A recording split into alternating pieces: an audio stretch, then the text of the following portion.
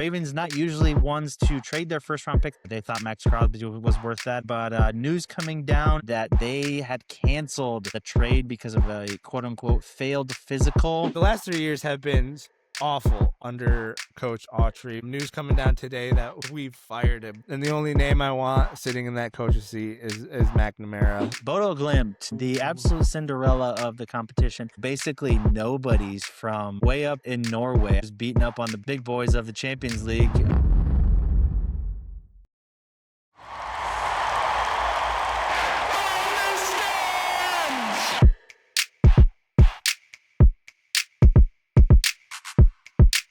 Welcome back, everybody, to another episode of the From the Stands podcast. We are back for episode number 97 on this March 11th, right on the precipice of another March Madness, which we are both very, very excited about. But stealing the show's a little NFL free agency talk, which we'll get into in a little bit. Before I kind of spoil it all, Fezzy Boy, tell the people more in depth, I guess, what we got coming up.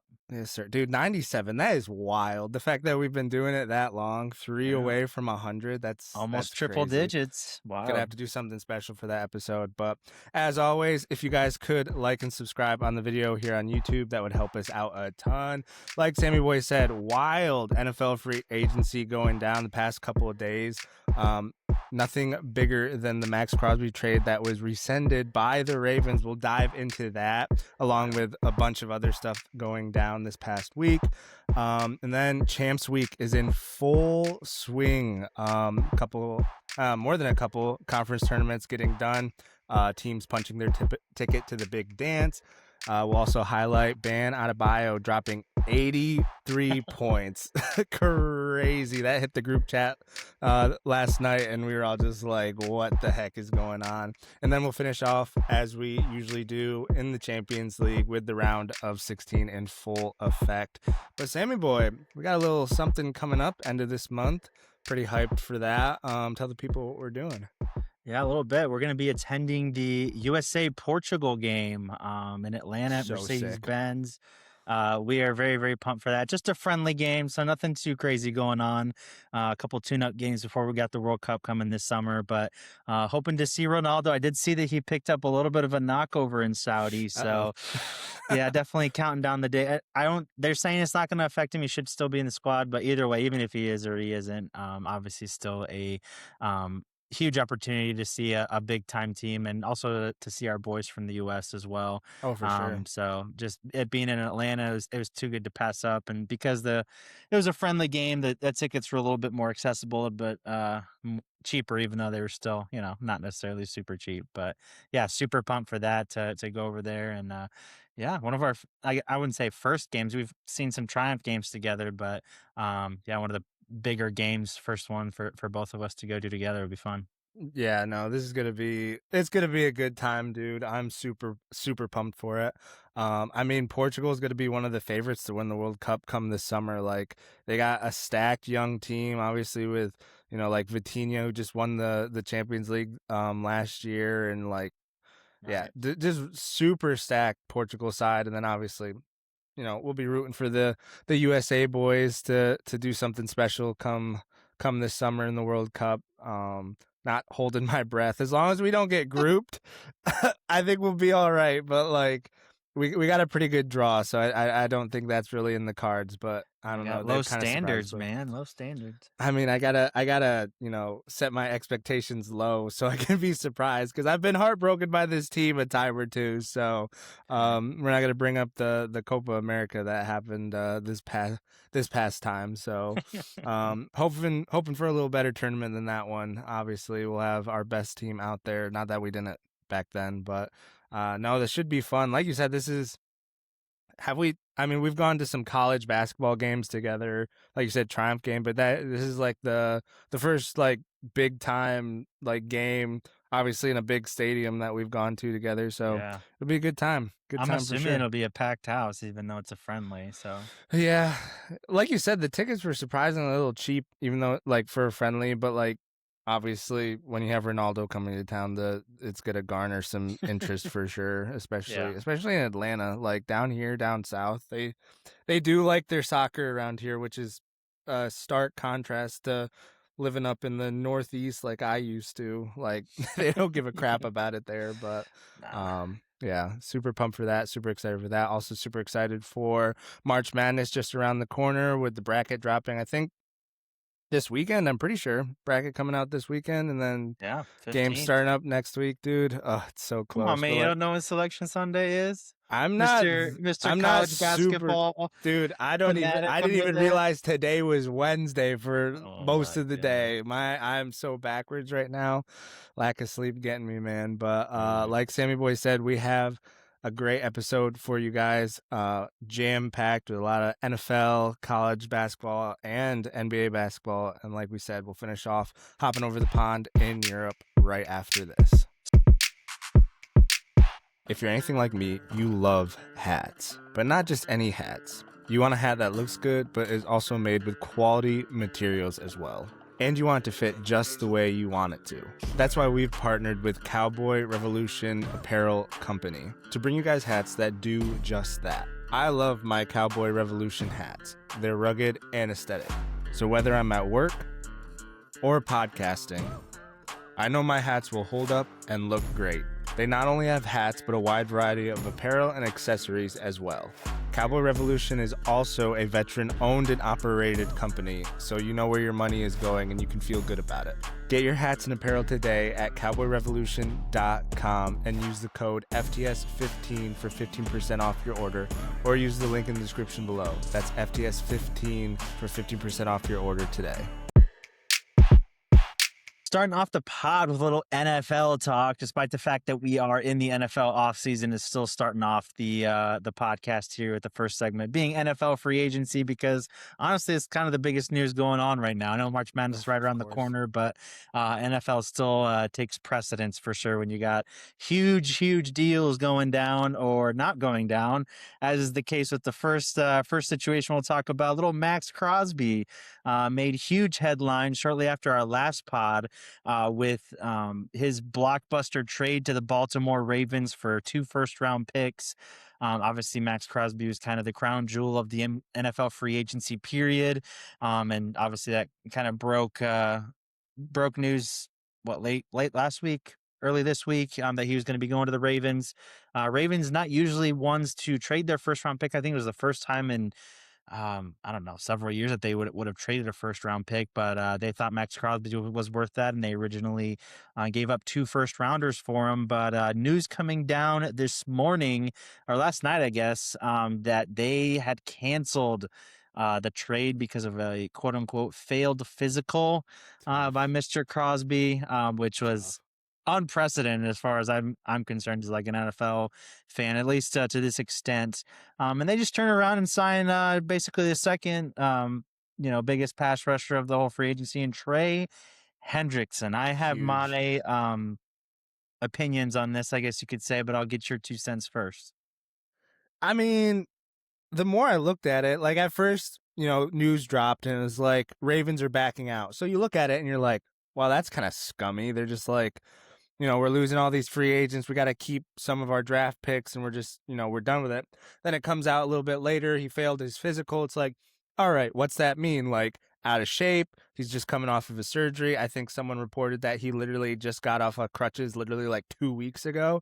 Yeah. So it's like, if the man's going to like fail a physical because of that, I can't really hold it against him. But then if you start looking at his injury history and like what the Ravens really were giving up, those 2 first-round picks, I'm pretty sure both of them were in this upcoming draft, which is huge. And the guy's coming off an injury, and he's had like 8 surgeries in the past, I don't know, 8 years or something like that. He's been injured. Obviously, he plays a very physically demanding position on the football field. But once you dive into it like that, I think it was smart by the Ravens to back out, no matter how scummy it looked. But at the end of the day, it's all about like, you're not trying to appease other people. You're trying to put your best team out there and give yourself the best chance, especially if you're the Ravens with Super Bowl in mind. Like you're out there trying to give yourself the best chance. I think keeping those 2 first-round picks over taking a risk on a aging, injured Max Crosby, in my opinion, I know you feel differently, but in my opinion, I think that's the smart move. So that's kind of where I'm riding with it. I think this was a good move by the Ravens, but a little scummy just the way it all unfolded. But obviously, again, they don't give a crap about the rest of the league. They just give a crap about their building and who they got. I mean, obviously, this was the best thing for them. That no one's really counting that, but I think it's more of kind of the ripple effect it'll have around the league. Maybe people's likelihood to do deals with them in the future. What will the league do about it as far as like a legal tampering period goes and things like that? I think this reeks of, because apparently this isn't the first time the Ravens have done this. According to our boy Will Compton, he actually called it before they even signed Trey Hendrickson, because they did this with a teammate of his back in 2018 where they had a trade all lined up. They decided to kind of back out last second because of a quote unquote failed physical, and they signed someone else cheaper and better, a couple hours later. I think this is ridiculous just because, I think they're first of all, when I first heard that Max Crosby was going to go there, I wasn't impressed because I personally do not think that the Ravens are just a Max Crosby away from a Super Bowl run. Obviously, they've been in contention for a couple years now, but they've kind of had holes throughout. Didn't even make the playoffs last year. Lamar's been up and down with his health. Again, I think they have glaring holes in a couple different positions. That's kind of a conversation for a different time, but I didn't think that this elevated to them to like, oh, obviously they're going to go after a Super Bowl now or go to a Super Bowl now, especially with Max Crosby also coming off an injury. That being said, I think when day one of free agency had concluded and they had lost several players, Tyler Linderbaum, Isaiah Likely, Aloe Gilman going to the Chiefs, Darius Washington also going to the Giants. So like some key pieces there. I think they kind of woke up and they're like, man, we have all these guys that have just left in free agency. We just traded 2 first-round picks, basically your future right there, to sign a Max Crosby who is getting still elite, but getting a little bit up there in age, coming off of surgery, and they're just kind of like, what the heck are we doing? And they kind of had the back door with Trey Hendrickson, who is Trey Hendrickson? I think he's younger, isn't he? I think Trey No, I Hendrickson actually just he's looked a it little bit up. older. Max, That's right. Yeah, 31. Max Crosby's 28. But either way, you're getting 85, 90% of the production of a Max Crosby for a cheaper price, and you get to keep your picks. Yeah. Just have to fake a physical. I mean, how do you not know that Max Crosby isn't going to come in mid-season form? Just came off an injury, and like you said, off crutches, like maybe a little bit overweight, slightly. But again, he was put on IR, and he was dunking basketballs and doing all kinds of crazy stuff. So I think it's next level scummy by the Ravens. Obviously, they're doing what's best for them, and you can't fault them for that, like you were saying. But again, the ripple effect, like not only do you screw the rest of the league that has kind of moved on since the Crosby trade, but ultimately you screw over the Raiders as well. Because how many, I mean, we'll talk about them in a second, but how many big moves did they make after they were like, oh, we're in the clear. We got all this cap space now that Max isn't here. So now they're stuck with Crosby now and trying to have to trade him to a different team now for a lesser price. So yeah, I think, obviously, again, they're doing what's best for them, but, maybe in the long run, I don't know how best for them it's going to be if no one wants to trade for you with you, because you kind of have this track record now, and what the league is going to do as far as the legal tampering period goes, is that gone now? And just maybe some of the investigation, I wouldn't be surprised if they took a pick from them, just because of the kind of the chaos that they caused here. But yeah, obviously, like they said, good for them. I mean, they got one of the blue chip blue chip guys of this whole free agency. But yeah, big time. We'll see at what cost eventually. Yeah. Did you see, like, this is kind of off topic, but did you see when Max Crosby got traded, the Jamar Chase, like he was live, played his game, and he was just like, you gotta be kidding me. And like I was just like, dude, the whole entire, like, poor Bengals, that whole division was probably like freaking out, just like, what the heck? Like, yeah. And now, like, Crosby isn't there, but the guy they just had on their roster is right in Crosby's spot now, where now he's going against him. So what are the Bengals doing, dude? Like, if you're Joe Burrow, dude, he's got to be contemplating retiring or definitely getting out. Like, there is no way you can sit there and just be a Mickey Mouse clubhouse franchise and let Trey Hendrickson go when your defense has been atrocious for the past 2 years, missing the playoffs. Treated him terribly on the way out. treated him terribly on the way out. Like, it's just like, come on, man. I know you paid the guys on offense, but like at the end of the day, they're football players. They want to win, and you're obviously not making decisions that are conducive to winning in the NFL. So like at some point, enough is enough. Like, and especially as like just a football fan, like I want to see not necessarily Joe Burrow be successful to the point where like against my Steelers, like obviously I'm going to root for the Steelers over them. But like just as a football fan, you're like, you want to see Joe Burrow do well because he's just like, he's one of the best quarterbacks in the league and you want to see the League's best better players when on they're good good. teams. Yeah. Exactly.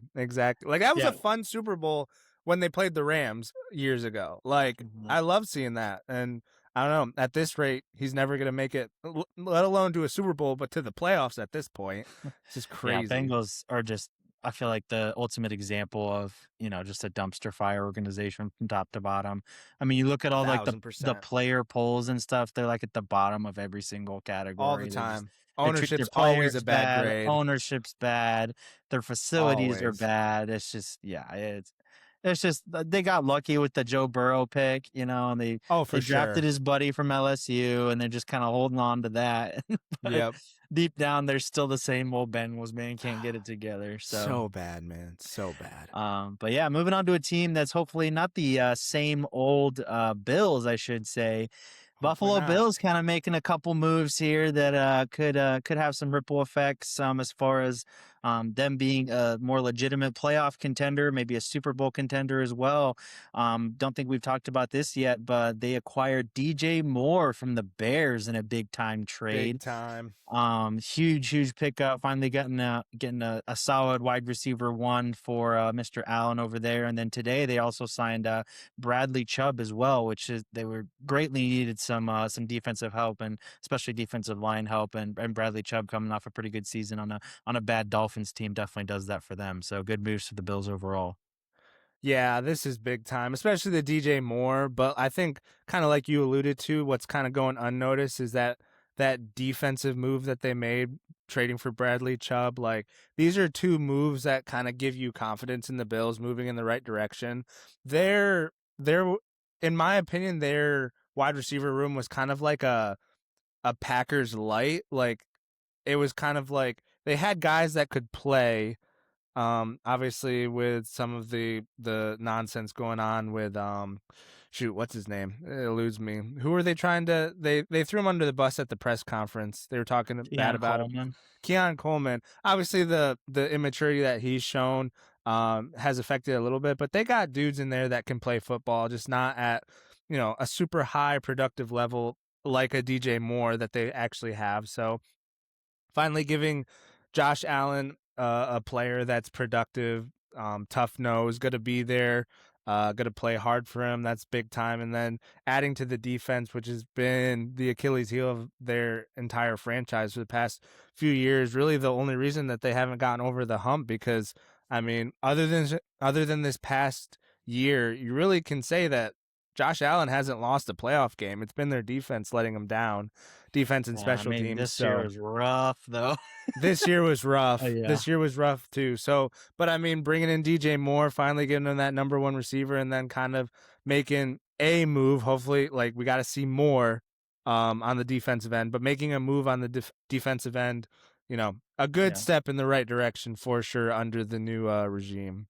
Yeah, and they gave up a second round pick, which is, important, but they still got a fifth back. So, it's not a complete loss, I guess. You're not just losing a draft pick or two, where you're getting one back, just might be a little bit later. So, still have a little bit of flexibility there as well. So not all bad as far as what they gave up as well. So moving on to a team that we don't really talk about too much as being relevant in the NFL, at least the last few years, but Raiders might have some sneaky. Maybe it's just a sneaky good team this year. Maybe not great, but or definitely not great, but just definitely moving in the right direction, where it seems like they have a direction to be heading now. Obviously, after they seemingly traded Max Crosby, probably still will trade him, maybe not for the price that they did originally. They made some big moves, signing Jalen Naylor from the Vikings and the Kobe Dean from the Eagles. Walker signed with them as well. Tyler Linderbaum at center, and them holding on to that number one pick, who I assume will be Fernando Mendoza is just some really good pieces to add, especially the Tyler Linderbaum and Quay Walker. I think is sneaky good too. Everybody likes to talk about the bigger names on the defensive side that they've signed, but Quay Walker from the Packers has always been a good player as well. So, what do you got to say about some of these signings here, and how big is that Tyler Linderbaum signing for a young QB? That's huge. And you can kind of see what the Raiders are doing, especially with the offensive mind that they just picked up from the Seahawks as their head coach. Like, I mean, this takes a lot off of, obviously, we're assuming and probably assuming right, Fernando Mendoza's plate, in protection and stuff like that, having an experience. And really, I mean, he's considered probably like the second best center in the league currently right now. Always healthy, always there. They were showing some tape on the Pat McAfee show about how good he is blocking on the inside, not only in protection but also in the running game as well. So that'll definitely help Fernando Mendoza just being protected and knowing that the run game will actually it'll be a good run game, and that's what you want with a young quarterback. Not having to throw the ball 30, 40 times in his rookie season is huge. So, yeah, you can definitely see what they're saying, see what they're doing. Brady's definitely making moves over there. The nailer is kind of like one that flies under the radar because even though his numbers haven't been super productive, like if you look at the Vikings wide receiver room, I mean, you got Justin Jefferson and Jordan Addison, like those guys are putting up big time numbers, big time plays. So like obviously when you're in a wide receiver room like that, the passes that you're receiving, are few and far between. So he's been productive with the pass attempts that he's gotten. So it'll be interesting to see him kind of step into a bigger role with the Raiders this coming season. Yeah, for sure. All moves going in the right direction. Like I said, it feels like they have a direction that they're moving rather than just signing an 80-year-old coach and him bringing back all his cronies and trying to run a team. So, and like I said, the Tyler Linderbaum thing, I feel like that's one of the bigger signings of their team so far, maybe even the biggest. Just because it's super important to have a center that's calling out the mics and making sure everything is organized on the offensive line, helping out that rookie quarterback as well. So, Yeah, that's huge. that's a super heady move by, that front office. And, you really think Tom Brady's making most of these moves, or you think it's, upper, cause he's just a minority owner technically, but I know a lot of people want it to be Brady cause he's the big name, but I don't know Right. how much sway or pull he has in a lot of these decisions. I assume quite a bit, but, yeah, it's good either way. But what do you think about that? Yeah, I think just with his name and cachet, I feel like his input is definitely like listened to. I mean, freaking 7 times, is it seven, six, six, seven 7. time, 7 time Super Bowl winning quarterback, like literally one of the greatest of all time, if not the greatest of all time to do it. Like, um, obviously his opinion's going to be listened to. Now, does that mean he's like legitimately pulling the strings? I have no idea. That's just kind of what I assume just with the status that he has, but he's probably just he's on those phone calls. People are getting his opinion on things. So, I'm sure he definitely has pull there, but maybe not as much as we think, but you're definitely going to listen to a guy like that if you have him in the building. For sure. Yeah. Yeah, we'll see if the Raiders are able to kind of improve off a pretty bad year this year.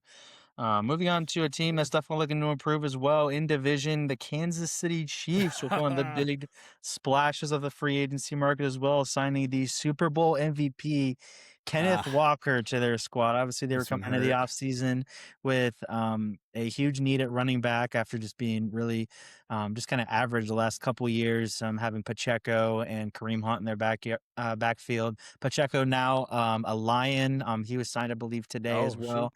Yep. But Kenneth Walker signing with the Kansas City Chiefs, which is the rich getting richer. I know the Chiefs didn't Yeah. make the playoffs, but they're still, I feel like, up there with some of the contenders and stuff. They just gotta get right in a couple different positions, and they'll be right there. Also signing Travis Kelce back to a 1-year deal, which wasn't super surprising if you listen to our podcast, but media tried to make it up into a little bit more than it was. And then signing a couple other solid players as well. Thornton coming back, the old putting the one finger up. We talked about that on the pod. That was kind of funny.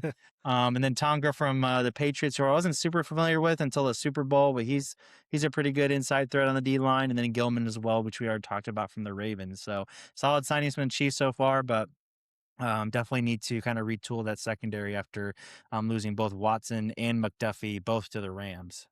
Yeah, I think the biggest thing about not only are they getting a fantastic player in Kenneth Walker, and it's going to instantly bolster that backfield, and I mean it's going to take a lot of pressure off of Patrick Mahomes, who led the team in rushing in multiple games last season, which is not what you want from your quarterback.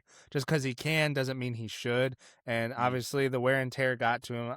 Obviously having that season-ending injury at the end of the season last year, so this is a huge get by them, but this also just frees up their picks. Like everyone was kind of Still got that 9. Exactly. Everyone was kind of saying like they should take a running back with the 9th pick, but like this just gives them so much freedom, and kind of like alluding to what you said, they got to kind of bolster their secondary now that they let go of two of their secondary guys in McDuffie and Watson. Like, I mean, it just makes it so they can kind of do whatever they want in the draft, and there's nothing really like they're not handcuffed in grabbing a running back. Who is it? Jeremiah Love that they were speculated at kind of picking up. I think I texted you this when this went down. We were kind of texting back and forth, and I was like, imagine they still pick Love, and he ends up being like this crazy good rookie running back, and they got Kenneth Walker and Jeremiah Love in the backfield. Like, it's a wrap after that. Like, they're going to be scoring like 50 points a game, having Patrick Mahomes and having a running game like that. Like, man, it's scary hours with Kenneth Walker there, man. Yeah, that would be wild, but I really don't think that they do that. I think they got too many needs, especially on the defensive side of the ball. A lot of people are talking about Caleb Downs now. If he falls to them, I mean, what are we doing? The rich just keep on getting richer, man. I can't with it, man. Caleb Downs is a guy I would love the Cowboys to trade up for, because he's not getting out of the top 10 for sure. We're sitting there at 12, but yeah, if they got Caleb Downs, dude, I'd be like, bro, like, what are we doing? But yeah, so I don't think they'll take Jeremiah Love with that pick, but yeah, it's interesting to see just some of the signings that they've made. Kenneth Walker, obviously, it's funny that everybody was so high on Kenneth Walker and trying to crown him, and now he's a Chief. Everybody's like, well, he's not that good, and you know, he really wasn't playing at an MVP level until the playoffs. And I was like, bro, come on, I still think he's really, really good, and he's really good. He was part of a two-headed backfield there in Seattle, so he wasn't getting all the touches. So will be, I guess, a little bit of a different vibe, I guess, in Kansas City with him getting most of the touches, but he's still got a Kareem Hunt back there that's going to get the short yardage stuff and still kind of be a power back. So it'll be interesting to see how the Chiefs go ahead. Sorry, I was just gonna throw one thing in there that we don't have in the doc.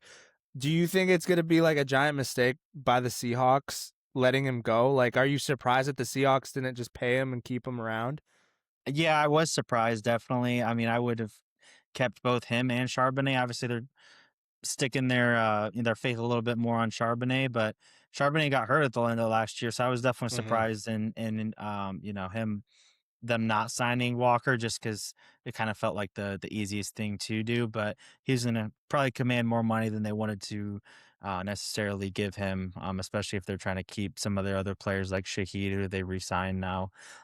So I guess I could see it kind of both ways. But yeah, definitely surprised at first. I thought that would, after he won the MVP, I was like, yeah, he's definitely going to get done. It's just a matter of time. But lo and behold, he walks. Yeah.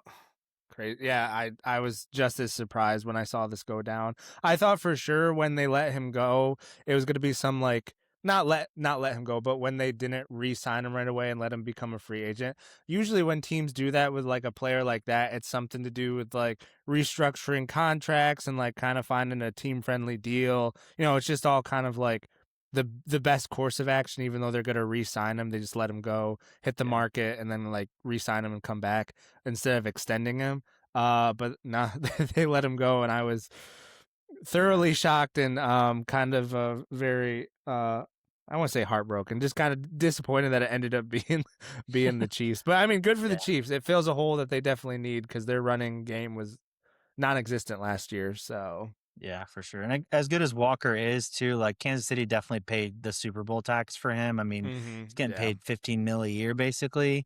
So if Dallas and Javonte Williams is any kind of comparison, we signed him at 8 million a year. So right. he's almost double that. So yeah, we'll see how their offense seems kind of ready to go. All the questions I guess will be on the defense and their ability to stop people. So I'm assuming they'll still have several people to either draft or sign a free agency to kind of shore up some of those positions. But moving on to a couple signings here in Miami and Atlanta. Malik Willis signing with Atlanta on a pretty big contract, 3 years. I want to say 45-ish million or so. Yeah, I think so. Yeah. Taking to his spot. Obviously, Malik was always going to get some big money this offseason, even though his sample size is pretty small, just 5 or 6 games really played last year. But yes, good signing for Miami. Unfortunately for Malik, I don't think that they're really going to be doing much. They're more of a selling team, kind of trying to rebuild rather than trying to contend or try to make some noise in that division. Obviously, a pretty spicy division over there with Buffalo and New England. But Malik Willis, congrats on getting his bag, I guess. Yeah, I mean, good for him, Liberty boy, which is kind of cool, but did not look good at Tennessee. Then finally got like a full season with the Packers. Came in Yeah. when Jordan Love got hurt and really showed out, and that's why he's getting paid this offseason. Really, really bummed because I wanted him to come to Pittsburgh so badly. I was kind Good of fit there.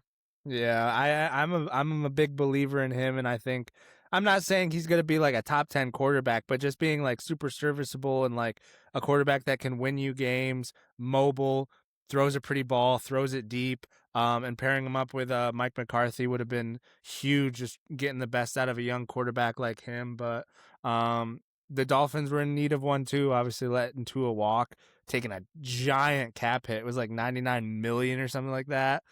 Yeah, Like dude. crazy, like doubling the Russell Wilson cap hit from a few years ago. But no, Right. good for Malik Willis. I think it's going to work out, and a lot of people were talking about how the coordinators there, or it's either the head coach or one of the coordinators, the defensive coordinator, was the defensive coordinator for the Packers, and so he was Yeah, Jeff always going. Halfley. Yep. Yeah. So their head coach, he was always going against Malik Willis on the scout team with the defense at Green Bay, and so like he just got to see him day in and day out, and so the belief is huge over there. And obviously they're not flying blind and taking a chance on him. They got guys in the building that have seen him, know that he's a franchise level quarterback. So I think it's going to work out, and I think it's a good sign if you're a Miami Dolphins fan.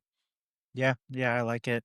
Obviously he's young enough to be able to sign and kind of see through a rebuild. So, but I'm hoping for the best for him. I like him a lot. So, Yeah, for sure. speaking of the man whose spot he took over in Miami, Tua Tagovailoa is now an Atlanta Falcon.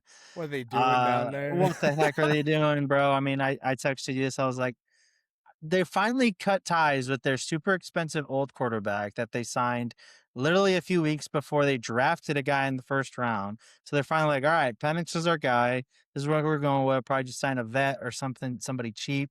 But Yeah. now, I mean, technically Tua is cheap because Miami's paying basically all of his salary and they're getting him for pretty cheap. But Mm-hmm. just a guy that, I'm sure he wants to start. He's probably going to give Penix a pretty good run for his money, but Penix is hurt, so Tua's probably going to get most of the summer reps and everything. But definitely a little bit of a confusing move here by Atlanta, signing a starting caliber guy to kind of, I guess, compete with Penix. But good for Tua. I think that's a good spot for Tua. See, that's the thing. It makes all the sense in the world if Tua's coming in to be the guy, but with Penix still there, you're just like, all right, who are they going with? But obviously, new coaching staff and everything. We'll see how they kind of pivot and which guy they decide to go with when both are healthy. Yeah. I just again, I don't run a franchise. I'm never going to run a franchise. I'm not smart enough to do that. But like, just in my mind, like, why don't you keep Kirk Cousins? He's already there. He's a Yeah, good backup QB. He's good for Penix kind of to he probably develop didn't him. want to be there. Hey, probably not. Like, he wants to play. I get that, and who knows where he's going to be. We'll kind of speculate on that before we get out of this segment. But I saw a meme on Instagram, and they were talking about like with Tua and Penix there, they're gonna have a statue. I don't know the name of the big hospital in Atlanta, the main hospital, but they're gonna have a statue out front of that hospital by the time they're done there. And I'm just like, that's kind of true Well, that's because they're another thing. both Tua is so injury prone, dude. injury Like prone, man. every Injury other prone. game, he's got concussions and legs and arms and all kinds of stuff he's Well, dealing that's with. the other thing. Isn't he literally like a concussion away from like having to medically retire? Yeah, something Like like that, dude. something like that. Because isn't it? I was growing up. It's like you have like 3 concussions and you're done, buddy. Like you're done. And he's Yeah. definitely had at least that at this point. I don't know what the Well, the ones that number they've is. reported, the ones that are Yeah. mini concussions, are the ones they don't even report Yeah. is next level. So Yeah, I saw someone commented like when they put out that Tua was getting released, they were like, "Man, I feel bad when he has to hear about it again tomorrow because he's gonna forget it." I was like, poor "Oh, guy. poor Tua, man. What did he do to deserve this?" But yeah, I don't know what they're doing in Atlanta. Hopefully it works out, I guess. I'm that division's there to be won because it's not super strong, but I mean you got the Panthers who are starting to play good. The Saints are making moves. They got a young quarterback that they believe in, and obviously Baker Mayfield and the Bucks, are always right there winning the division. They didn't get into the playoffs this past year. Panthers did, but I mean, it's really anybody's division as long as you can put a competent team out there. Yeah, for sure. Speaking of the Saints, they signed Travis Etienne as well, so that's Yeah, kind of a huge. bigger name going over there as well. First time he's not going to be Trevor Lawrence's teammate since 2018, going back to his Yeah, Clemson days. that's So crazy. yeah, I thought been it a was little cool when they while. got drafted together a few the year that they entered the league. I was like, Yeah, dude, I thought that was that cool must be as well. so nice to like at least like a teammate that you had success with going into the NFL together. Like it's gotta give you a little bit of confidence. Obviously it didn't work out right away, but they had a good season last year. So Yeah, definitely. Moving on to some other big news coming out of Tampa Bay. Mike Evans signing with the 49ers. Not going to lie, I was very surprised with this one. I thought Mike Evans is just a formality that he'd go back to Tampa. Obviously, he's kind of proved everything that he needs to as far as getting a Super Bowl ring. He's got all the All Pros, all the records for Tampa. I thought he'd signed there maybe one more year and call it a career, but looks like he's going to the 49ers, signing with them. Obviously, new team for him on a pretty stacked offense as it is with Christian McCaffrey and some of those other guys. I guess Brock Purdy, if you consider him a good, a pretty good quarterback. But poor Brock. yeah, but no, Mike Evans. I'm not really sure, like, because he's coming off an injury. He's older. Like, I'm not sure how much production he's going to get with the 49ers. He's probably going to be in and out of the lineup, I would assume. But yeah, just super surprised to see him leave Tampa Bay. I mean, I feel like his production will, I obviously will dip because, like you said, he's getting older. But like, just how loaded their offense is. I mean, he's just gonna kind of like just get plugged into the mix, and like, he's not gonna be the number one guy that everyone's gonna key in on now. Because like, Yeah. I mean, you got Kittle there, you got McCaffrey. Like, I mean, they got options other than Mike Evans. Where in Tampa they didn't. Not saying Tampa's a bad team. Obviously, they're a good team. They started off the season really hot, but especially playing in that Kyle Shanahan type offense, dude. I think he's just going to thrive. Super, super experienced, obviously. High IQ type of player.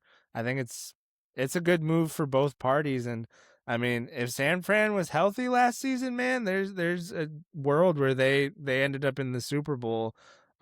Still, I think Vrabel deserved Coach of the Year, but Kyle Shanahan was right up there, man. I can't remember the voting. I can't remember how high he was, but yeah, he did a great job with how many injuries they had and how little they had to work with last season. But I think it would have been cool if Mike Evans stayed with Tampa. It would have been a cool story to kind of finish out his career there, but you can't necessarily say he's ring chasing, but maybe in his old age, he's like, I need to go to a place where like I have more more guys around me to take some of the pressure off me, because I mean he's probably thinking the same thing we are. I'm getting older, coming off an injury, not gonna be as productive as I usually am. So my best chance is to go somewhere else and kind of ride off into the sunset. And I mean, San Fran's a good place to go. Always winning for the most part. Yeah. Yeah, we'll see how the nuclear substation affects that man's ligaments. But He's for gonna all be the in a memes that wheelchair halfway through the season. were like, substation's gonna eat Mike Evans alive and yada yada. I'm like, I dude, haven't seen those. That's that's funny, man. wild. And yeah, Oh it's my funny. gosh, freaking substation. Moving on to your Steelers, couple big moves Hey coming out of the free yo! agency market here. Michael Pittman, a huge pickup Huge get. for your Steelers. Was that a trade or was that a free I agency think it was pickup? free agent. He was a Okay, free agent, and nice, we got nice. him. Also picking up Rico Dowdle as well. Big So time, big time. profiting a little bit off your boy Micah's team there, the Colts, and picking up Yes, basically sir. their best player, at least on offense. Yeah, I mean, this was huge. The way I found out about it was, I mean, the viral clip going around Pat McAfee show where he just like drops the F-bomb and he's like, "What the heck?" And he's just like, "Oh, we just let him go." And I was, dude, I was at work and I was literally like so excited. I was like, "Holy crap. We're making some offensive moves finally." Took us getting freaking Mike McCarthy to finally do something Big like this. Mike, I told you, bro. Mike And McCarthy, dude. Rico Dowdle obviously had a good season with the Panthers last year, so definitely a good replacement for Kenneth Gainwell. He's actually going to the Bucks in free agency, so had to find a replacement for him. Kind of sad to see Kenneth Gainwell go. He was literally like 90% of our offense last year, led our team in receptions as a running back, had an insane catch against the Lions to kind of keep our season alive to get into the playoffs. So but two really, really big gets in my opinion. Obviously they're not like earth shattering, like, the final piece to get us over the hump to be a Super Bowl contender, but got to figure out who our quarterback's going to be, whether Aaron Rodgers, Will Howard, or we're going to draft one. But good signs from the Steelers just on the offensive side for the first time in a while. Yeah, only cost you a sixth-round pick as well, so Not bad. not bad for the value that you're getting back. What do you think about Rico Dowdle? Obviously, had some good games last year, but kind of sputtered out towards the end of the season. Obviously, kind of was splitting reps with Chuba Hubbard down there in Carolina. Do you think that he's kind of got the wheels to be, a full-time back with you guys? Do you think he's still gonna split carries with someone else, or kind of what's the upside there for Mr. Rico? I Former mean, Warren's Cowboy. former Cowboy. I was just gonna say he had that giant game against you guys last year. I Yeah, was we trying to couldn't look it stop up. the He went for like, nosebleed, dude. what did he 200. go for? It was like two something. Yeah, two something. And Everybody obviously, was running for 200 against us. Let's be honest. yeah, I was gonna say, We're like, not if going to you're talk gonna about that, though. We're talking about Rico Dowdle in just 2026. had to All take that right, shot. moving on. Moving on. Yeah, no, I think he's obviously I don't know a whole lot about him. I know he had a good season last year, and then like you said, like kind of sputtered out near the end of the season. Jalen Warren's going to be our number one for sure. Just losing Kenneth Gainwell, we had to like kind of shore up that number two spot. So he's going to be, he's playable. It's not like we're getting somebody like we needed to get someone in free agency because I think we were kind of traumatized from taking that kid from Iowa last year and then just not panning out. Everyone was high on him until he literally decided not to dive on a muffed punt. Like just like the yeah, we never saw him after that. It was kind of funny, but He no, disappeared. I like the Rico Dowdle acquire. I think it's gonna end up working out as long as he's as productive as last year. Jalen Warren had a good season. Just kind of build off that, and you know, getting Michael Pittman helps out a lot. Like just kind of more because like we were run heavy last year, but like getting a number two across from DK will open up the pass game and really allow everything to be more complementary instead of just being like run first, run first, run first. And if you take that away, we really didn't have anything else after that. So I like it. Good step in the right direction. Definitely. Yeah. Yeah, definitely feels like they're kind of prepping for Mr. Rogers to come back. What do you got to say about some of those rumors going around?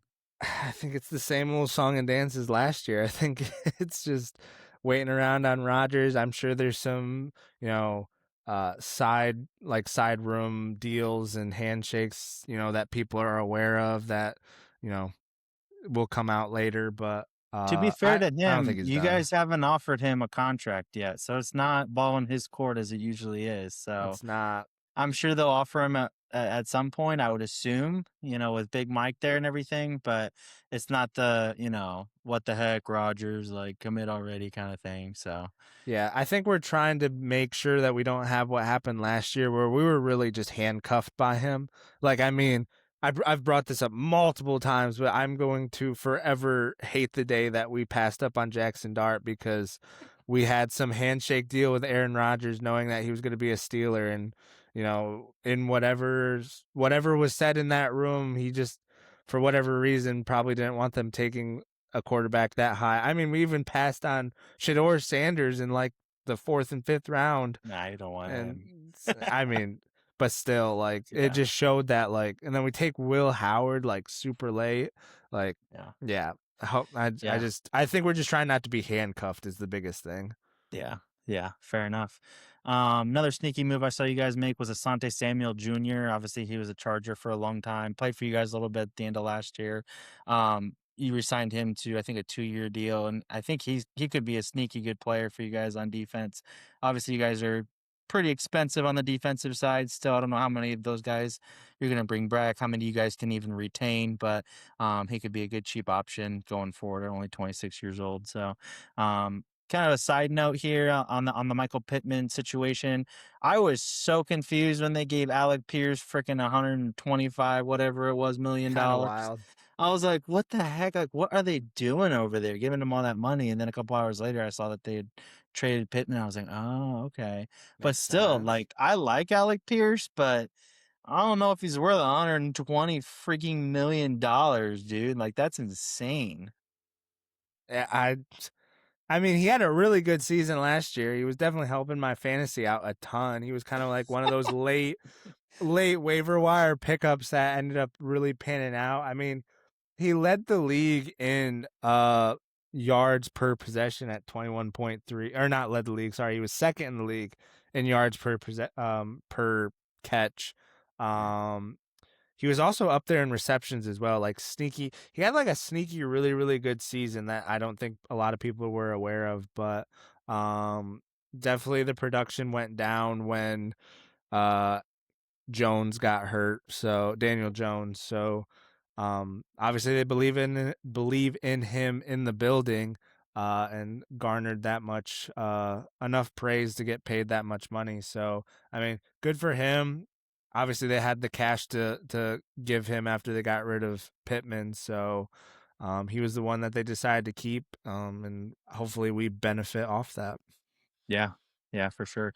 Touching on my Cowboys really quick. Pretty quiet free Ayo. agency for us so far, except for the fact that we Surprising. traded for Rashawn Gary, which is a really solid pickup for that line. Not something that, he's not going to move mountains or anything like that, but it's tough to kind of be worse than we were on the defensive line last year. So he's a solid pickup. He's going to be able to solidify that line a little bit more. Obviously, we paired him up with Kenny Clark, who he was obviously teammates with in Green Bay, and then with Quinn Williams, kind of solidifying that defensive line as well. I really like how our front line is kind of shaken up as the Yeah. offseason goes on. So we still need to address, the linebacker room in the secondary as well. But I'm hoping that with our 2 first-round picks, we can definitely get some blue chip prospects for sure. So yeah, kind of quiet as far as the Cowboys are concerned. Obviously, we're in the Max Crosby stakes. We apparently were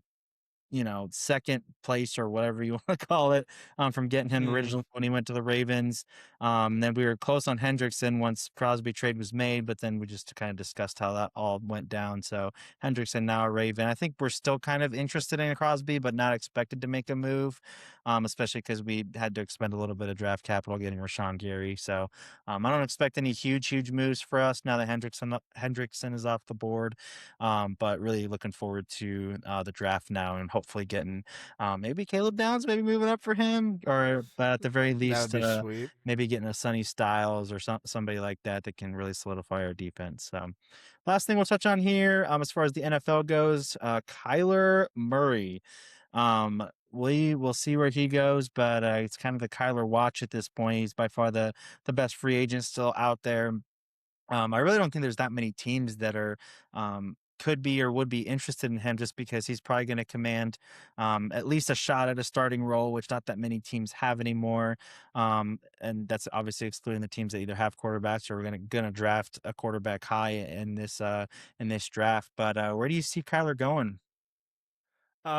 He's linked heavily to the Vikings, which I think would definitely be a good move for him and the Vikings to kind of have a second option or competition for JJ McCarthy.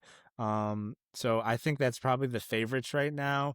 I was kind of looking through here. I mean, the Jets are the other ones that probably need like a good starting quarterback, but he's not going to want to go there. No one wants to go there except for Geno Smith, at the end of his career getting traded there. Las Vegas obviously is going to take Fernando Mendoza, so they're good. It's really like Vikings Atlanta just picked up Tua and they got Penix, so they're not going to do anything. So that's kind of the only option at this point. It's either Pittsburgh or the Vikings. I guess Cleveland's kind of running with Shador. I haven't heard any rumors from that. So it's really between those two teams. Obviously, I'm biased. I'm going to go. I would love to have Kyler come. And even if Aaron comes back, I think I've said this before, but even if Aaron comes back, just to have Kyler there as an option, as a backup to kind of just reset his career and be there in case like Aaron gets hurt or Aaron really drops off because he's super old at that point. I don't know. I would love to see him there, but he's leaning Vikings. I wouldn't blame him for going to the Vikings over Pittsburgh, to be honest. But it's kind of my 2 cents on the matter, I guess. Yeah, for sure. Obviously the Vikings is by far and away the place I see him going the most, where everybody kind of sees him. I thought the Vikings would be a good landing spot for Tua, but obviously Tua signing it in Atlanta. But yeah, it's looking more and more likely that he goes to the Vikings.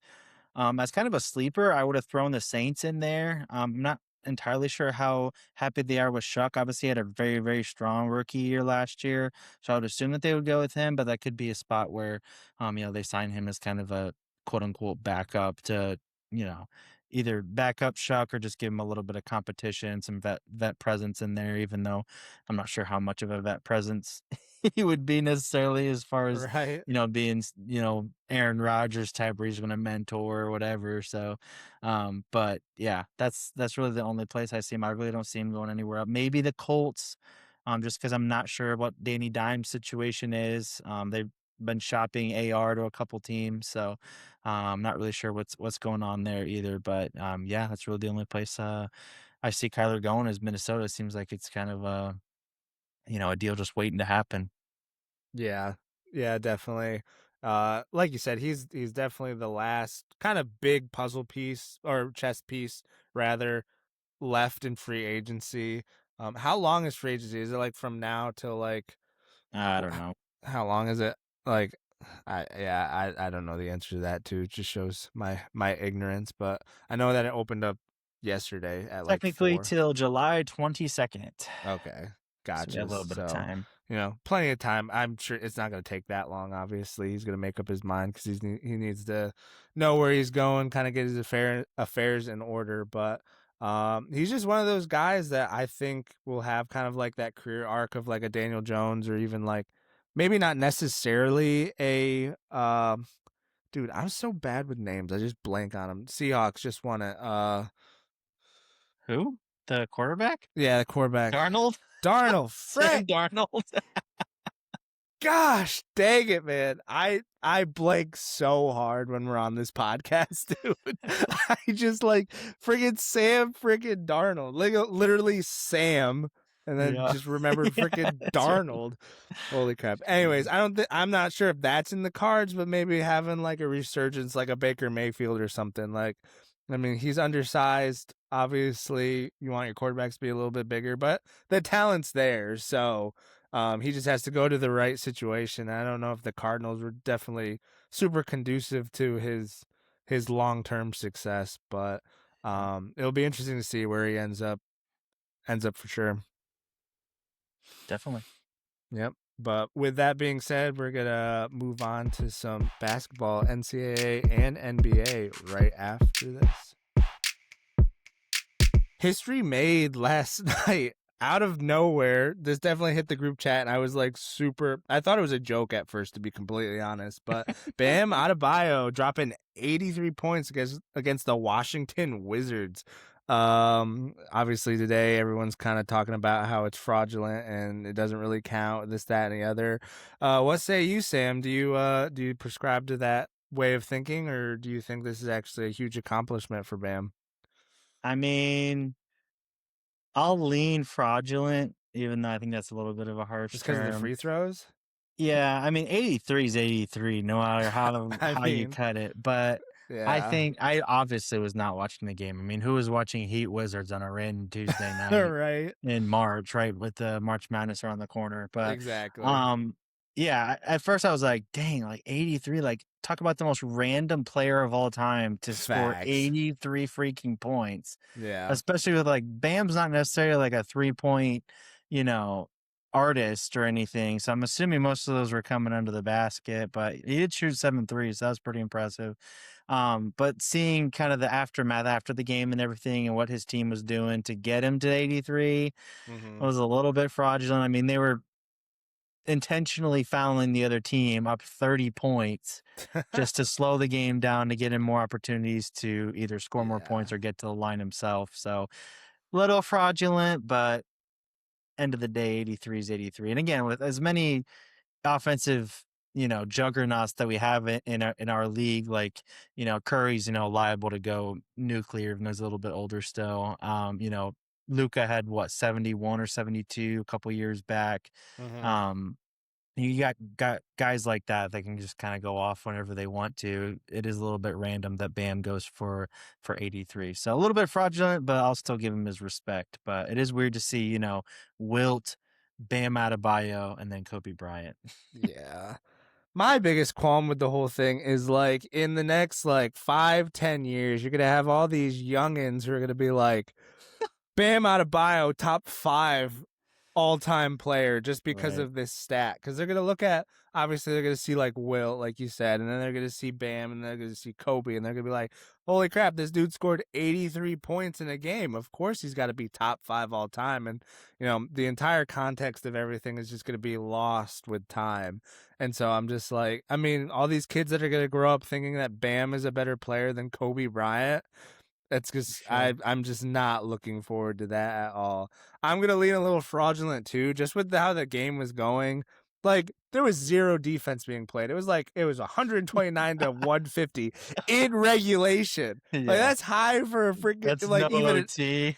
Nothing. that's literally high for NBA game. So like not only were the Washington Wizards letting everything go into the basket, but the Heat were as well. And like you could almost say they needed 83 for Bam to win that freaking game. But It's crazy. I do think it's props to Spo for like keeping him in there to kind of chase history. Like even though it was a little tacky and a little, it looked a little weird. Like at the end of the game, like the intentional missed free throw and the foul to give him like, Yeah. one, like a couple more attempts to break the record was like, all right, I get it. But yeah, that's the biggest thing I had to take away from it. I'm just like, down the road, like, and everyone's talking about it, like they're gonna be like, you're not gonna remember the 43 free throws that he shot. It's like, yeah, and people are also gonna start talking about him as better than Kobe just based on this record. Like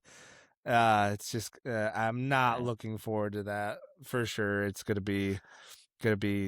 awful I mean, to have Kobe to got his endure. in the flow of the game, though. There wasn't this whack fouling and all the free throws and stuff like Right. that. So the people that, you know, obviously the people that watched it and were around for it are going to remember it. So, Yeah. And I mean, like you said, Bam's not a 3-point shooter. He jacked up 22 and only made like 7 of them. Like, I don't know. I thought it was a joke when Jared sent it. I was like, at first when he said Bam just dropped like 83, and I'm just like, I'm sitting Well, here. It didn't even compute that it was like Bam Adebayo. I was like sitting there like, who the frick is Bam? Like, just in my mind, that's hilarious. I was like, who like can't be him? Like, I mean, Well, not saying he's a bad player, but like just yeah. not what I thought. Well, I saw on my phone as just like an alert while I was working that he had like 62 through three quarters, and that broke like LeBron James's heat record for most points in three quarters. So I was like, oh, that's pretty solid. Like, they're gonna Yeah. sit him for most of the. I wasn't even thinking that he might go for 83. So, yeah, just when I saw that come across my screen, I was like, what on earth is going on? So Yeah, that's that's crazy. crazy. That's crazy. Still, the most impressive record that I think will be incredibly hard to beat is Clay's 34, 35 and a quarter. Like, Oh yeah, that's insane. That yeah, is crazy. Like, literally half of what Bam had in three quarters yeah. in one Talking about being quarter. on fire. Yeah, those were fun days watching that old Warriors team for sure. But regardless, good for Bam. I mean, a huge accomplishment. And like, regardless of what we think of him as a player, like I think he's a solid dude. Obviously, one of those guys that came from literally nothing. I was seeing some stuff today about how he has a picture of the old double wide trailer that he grew up in, and he Mm. uses it as motivation to this day to like work as hard as he does. And again, really really good player. Just kind of like you expect this from like a Luca, like you were saying, from like a Luca or like one of those like scoring title winning type of players, which in my mind, this tells me that 100 at some point will be broken by someone like that. Like if Bam can go for 83, like Luca could Yeah. probably go for I like mean, 120. I fully believe that a lot of the guys that if they really tried to, over like a 10 game span, let's say to get to, 83, 85, they could do it. Like if they just said, screw it, like I'm just shooting everything, like I'm like, just trying to score as many points as they could, they probably could get there eventually, but it's Yeah. extremely hard to do either way. So, Yeah. And also double teaming like a perimeter player or like triple teaming a perimeter player really shuts them down. Like with Bam, it's like he's so physically gifted. It's like triple teaming him with him that close to the basket. Like he's still going to be able to score. It's different than if it's like out by the 3-point line and he's never touching the ball. So I think that was a little conducive to him being able to break that record. But again, kind of cool, kind of weird. But at the end of the day, like you said, 83 is 83. But that's really the biggest news out of the NBA. Switching gears to college basketball, like we alluded to at the beginning of the podcast, March Madness is around the corner. Bracket dropping this weekend, and then games getting started next weekend. We'll have like the first four on like, is it like Tuesday or Wednesday? Again, showing my ignorance about the beginning of the tournament. Obviously, we all care about opening Wednesday, weekend, or but yeah, Tuesday or Wednesday, I think. Tuesday or Wednesday we'll have the kind of the first four going at it. Tournament So starts Thursday, if I'm not mistaken. yeah. So Yeah, I know that. Thursday, Friday, Saturday, Sunday, the greatest weekend in all of sports in my opinion. But um looking forward to that. But this week we have Champs Week with lots of teams punching their tickets to the big dance with the conference tournaments underway. Obviously a lot of these smaller conferences have already played their full tournaments, and so we got quite a few teams punching their ticket. We got Tennessee State, Long Island University Sharks. I did not look up the fins up thing, so I am so ignorant to that. Apparently it's something trending on the internet, and I'm just so out of touch with it. There's a whole thing going down, so wait, had to what? mention it. Yeah, there's like this fins up thing going around that everyone like, it's like fans that created this like whole thing for this university. But what is it? Like, I don't get it. Is that just like their chant or something, or I think what? they do it for the free throws. Yeah, like Oh, instead, you know how like everyone like will put their like hands up or something. They'll like yeah. do this and say like fins up or whatever. Mm. And I think it's something about, it was these students that didn't even go to that university. They were just like fans that decided to start rooting for this team just out of nowhere, and so they started this whole thing that's like this internet Hmm. viral sensation Sounds kind now. of So manufactured to me. Just a little bit, everything's manufactured, Sam. We're in a simulation at this point. Yeah. Nothing's real. Nothing's real. But good for them making the tournament. Northern Iowa makes the tournament as well. High Point back in the tournament for the second year in a row. North Dakota State, Troy, Furman, half hour up the road, is Third in the year in a tournament row one or again. something like that, dude. Actually, no. Dang. First time since 2023 when they had that Oh, magical okay. opening game against Virginia that we all know Yeah. and love and remember. I've watched that clip so many times over the past few weeks, dude.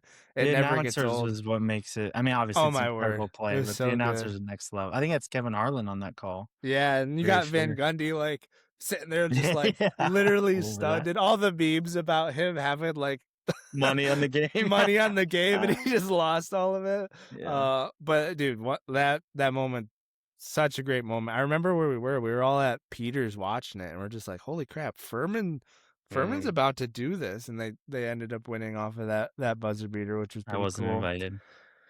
You weren't invited. What do you mean? You I were don't know. there. I'm just I kidding. remember. I remember you being there. Was I? Sam. I'm just kidding. Wright State makes it. Hofstra and Gonzaga, which is not a big surprise, but Wow, surprise, surprise. Mickey yeah. Mouse tournament. Just wanted to touch on this. This is Going the on. last WCC tournament title that the Zags will get because they're joining the Pac-12 About next time. season. The new Pac-12, because obviously the Pac-12 dissolved a couple years ago, and now they got all these teams together and they're reforming it into a Is new this just Pac-12. basketball or football too? I think it's football too, but the Oh, Gonzaga is an exception because obviously they don't have football. yeah. They're in it for the basketball, but yeah, when it was all going down, people were like, "You can't have Gonzaga because you need so many football teams and this, that, and the other." So, I think they got enough football teams to be a conference, and even though the Zags don't have one, they added them, which it's definitely going to be a better conference than the WCC. I can't remember who's all in it, but it's not going to be the likes of Bunch of Mickey freaking Mouses, dude. I can't believe it's taking Portland. Gonzaga this long to get out of that I stupid know. conference, dude. And just how good they've been, even though they've played in a conference that week, is kind of wild. Yeah. Like, Mark Fuse definitely had that program humming. I mean, this is a 27th NCAA tournament in a row. Yeah, And pretty easy obviously, when you play a bunch of D2s all year. true, that's true. But like, just how good they actually are still. Like, Yeah. Final when fours and stuff, yeah. when you play in a conference like that, who's gonna like who's gonna want to go to a school like that when you play in a Mickey Mouse conference? But just the pedigree that Gonzaga has to continue to be as good as they are year in and year out, Sure. kind of impressive, kind of impressive. And then the last team that punched their ticket, there's Idaho and Montana will be playing tonight to be another team that will punch their ticket out of the Big Sky. But Siena, coached by McNamara, and we'll kind of touch on that in a little bit. But they're in as well. So yeah, a few teams punching their ticket. Obviously, we're keeping a close eye. Sammy Boy's watching the Oklahoma State game as we speak. Up How you 7 guys? right now. Let's go. Up Let's 7. go. Yeah. Obviously, this is a TCU's a big week. tournament team right now too. They They are. They projected are. like 9 seed or something crazy. You guys So aren't in it all. Like, even if you like make a deep run and don't win it, you guys aren't in it all. I highly doubt it. I You mean, we're guys are 19 off the and bubble. 13, 6 and 12. Yeah, the last several games of our regular season kind of knocked us off the bubble. So I Tough. think, I mean, yeah, I think we would have to win the whole thing. I don't think even getting to the championship would do anything for us, unfortunately. Hey, y'all could pull an NC State for sure. Yeah, You I guess guys we'll are see. you guys are good. Like I'm not even Yeah, we'll probably go to like the just saying that. NIT or something. Yeah. But Yeah. But obviously kind of taking a dip after the Cade Cunningham year. Was he only there a year? Was he a yeah, one and 1 done? year. I mean, that 1 was year. like 4 years ago, 5 years Yeah. ago. So Yeah. it's been a little while. But yeah, obviously had some teams that could compete, but Big 12 it's really tough to get a squad that's can make it through a schedule like the Big 12 to make it in. But started off this year really, really strong, playing all the non-league games. We actually had a couple solid wins like Texas A&M and a couple other teams I'm kind of blanking on right now. But once we got in league play, we lost to we were tight with teams that were really good like Kansas and some of those other teams, but then we just lose to other teams we shouldn't. So but we're really looking at next year because we got 3 4-stars coming in, so hopefully it will be something to be reckoned with next year. Yeah, for sure. I mean, just playing in the Big 12 is super hard. Everybody's good. Everybody can beat everybody. I mean, you had UCF knocking off ranked teams all year, which they're a tournament team as well. I'm not kind of knocking on UCF, but like, I mean, you start the year with like, Kansas and BYU and Arizona, obviously on, national radars. And then you kind of get into it and you're like, oh, shoot, top to bottom, this conference is really good. Like Oklahoma State beat BYU. You guys had another ranked win. I think you guys beat UCF while they were ranked and stuff like that. So exactly. Everybody can beat everybody. I mean, Kansas State was kind of bottom of the bottom. They did not have a good year. Obviously, firing their coach middle of the season, they lost to BYU in historic fashion last night. I think was the first round. But so, what do you got to say about Mr. McNamara over there at Siena? Mr. McNamara, yeah, I wanted to touch on this just because obviously I'm a Syracuse fan growing up in New York all those years. These past 3 years have been awful. Literally seed in the ACC tournament, literally boy. Purgatory. Yeah, 14 seed losing to SMU in the first round of the ACC tournament. Like, surprised we even made this freaking tournament, to be honest. Like, goodness. Made the ACC tournament. Well, I think we're actually one of those conferences that like you. Oh, you have so many guys. We have so many teams. Like NC State didn't make the tournament last year. Like, so I didn't realize that. Yeah, so you can technically be eliminated even before the tournament. Well, you guys are the first team in. We were the first team in, dude. Last team in, whatever. Last team in, dude. Yeah. Anyways, the last 3 years have been awful under Coach Autry, but news coming down today that we fired him. Thank freaking goodness. About time.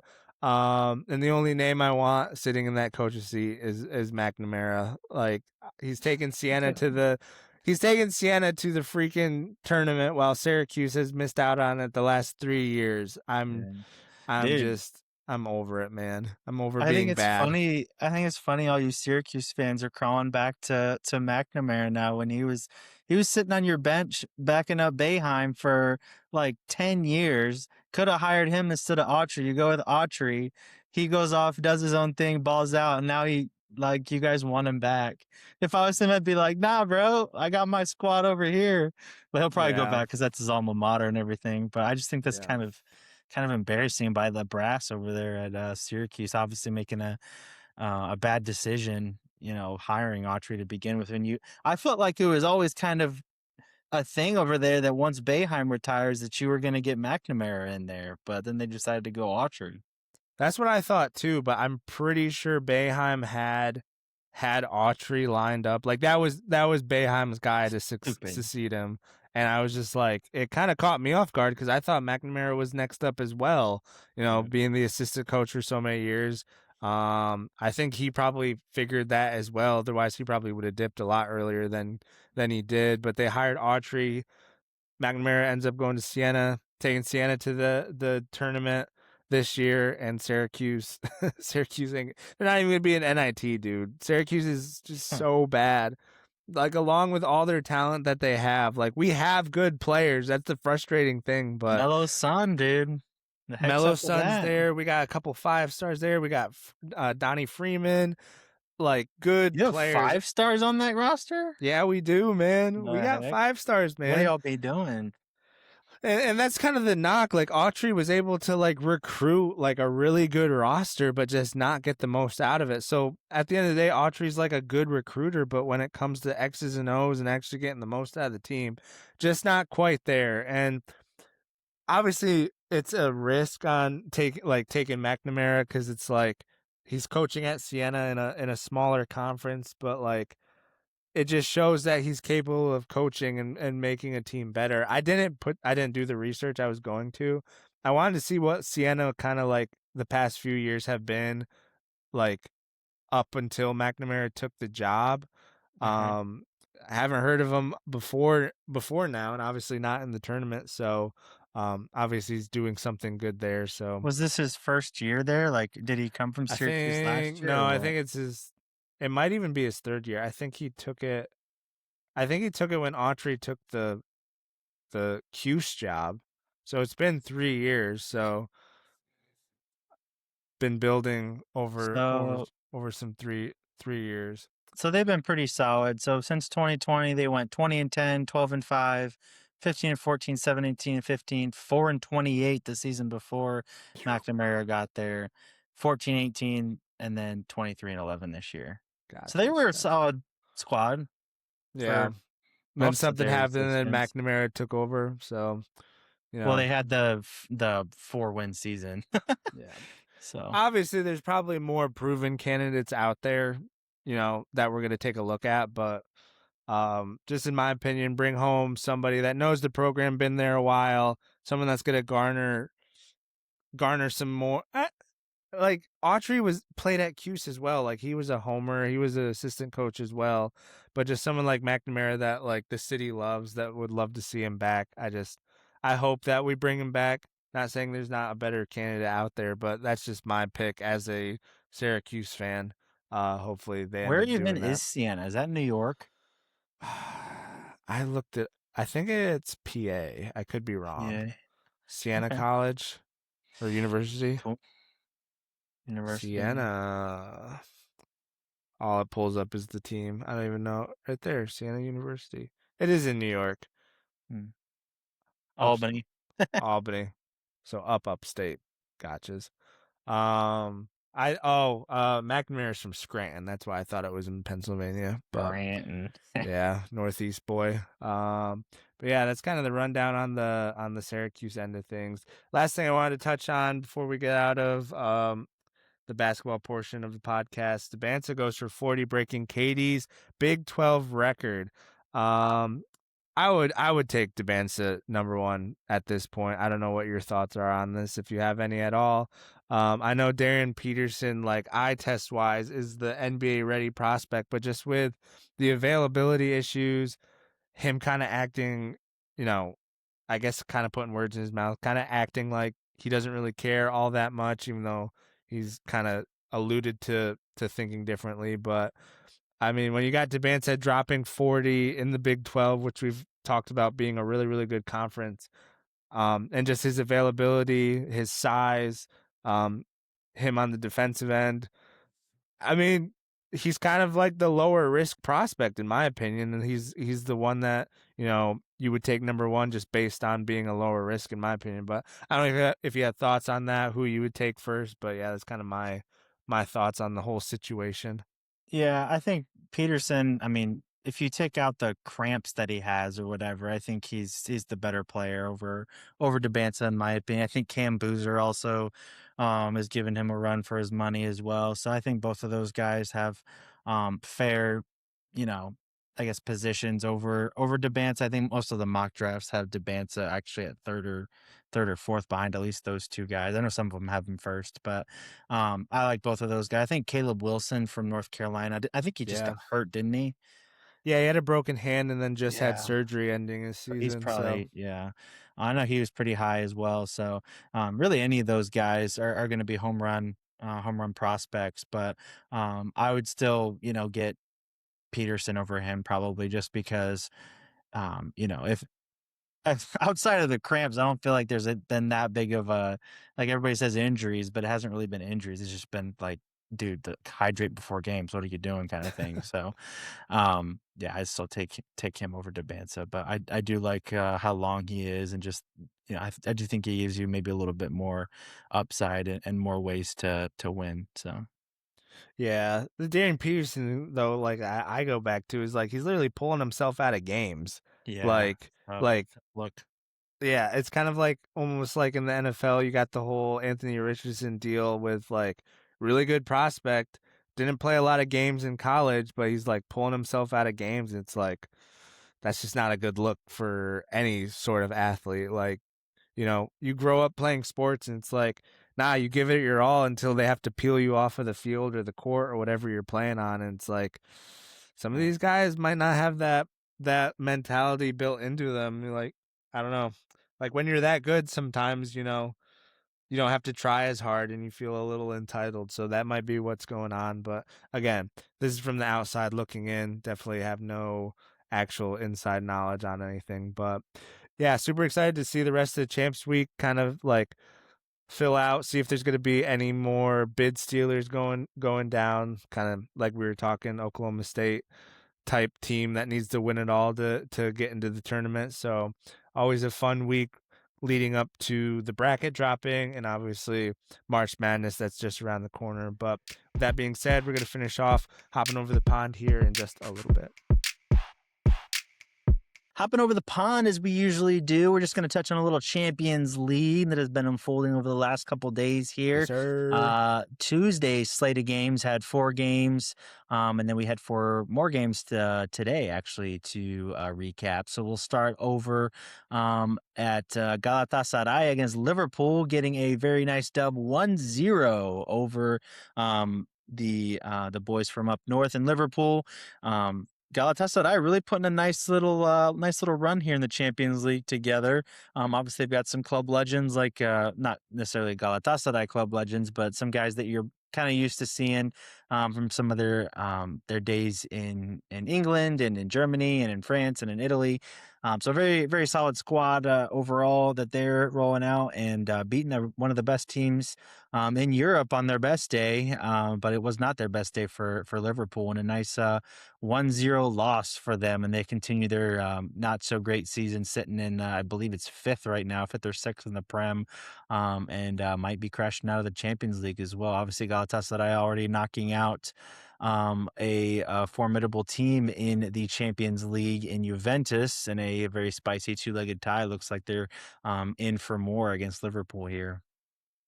Yeah, I mean, Galatasaray is looking like a team that nobody wants to play. Like, obviously, they're not like world records and they're not beating everybody by like 4 goals, but kind of what you said, they have these players that, I, I guess how you would put it is they're kind of on their last leg in Europe, obviously not playing for the biggest clubs anymore, but they have a squad that's formidable with class that you really just don't want to run into, especially on your worst day. And Liverpool kind of found that out. Galatasaray scored early in the 7th minute and kind of didn't look back from there. I didn't get to watch this game, but yeah, there we go. Possession, kind of like possession's pretty even. So like, again, just with the class that Galatasaray has, they're not going to be that team that, doesn't have most of the ball. It's not going to be like 70-30 possession to the bigger team. They're going to control the game with the players that they have and actually retain the ball and create chances. And that's just a scary team to run into, especially on a Champions League night when maybe you don't have your best coming at them. So yeah, I mean, Liverpool not in that big of a hole, 1-0, nothing crazy. And with the away goals not mattering anymore, it's anybody's tie at that point. So, Yeah, I hate but that. good for Galatasaray for sure. Yeah, I hate the away goals rule, but yeah, definitely nice to go back to England with a little bit of an advantage there. Can't be sitting on that though, as they probably learned from their Juventus tie. Anybody can come back in the Champions League in blink of an eye. You can be looking at a deficit going the other way. So they'll definitely have to be careful about that a week from now. But moving on to another game that we had here, Barcelona struggling with Newcastle. Newcastle coming off a 3-1 defeat in the FA Cup over the weekend. Coming into this game, really just not with too much going for them, but able to hold Barca to a pretty even game. Newcastle really having more of the opportunities, especially in the second half, to kind of be dangerous. finally get their goal in the 86th minute by Harvey Barnes. You think that they were going to take that into the second leg with a nice 1-0 victory over Barca, but Lamine Yamal getting a late penalty to kind of save face for Barcelona in a really bad performance overall for Barcelona. Still committed to that high line, obviously not conceding a ton of goals, but still I think maybe one of the reasons that they weren't necessarily as dominant as they could have been against a Newcastle side you'd expect them to win against.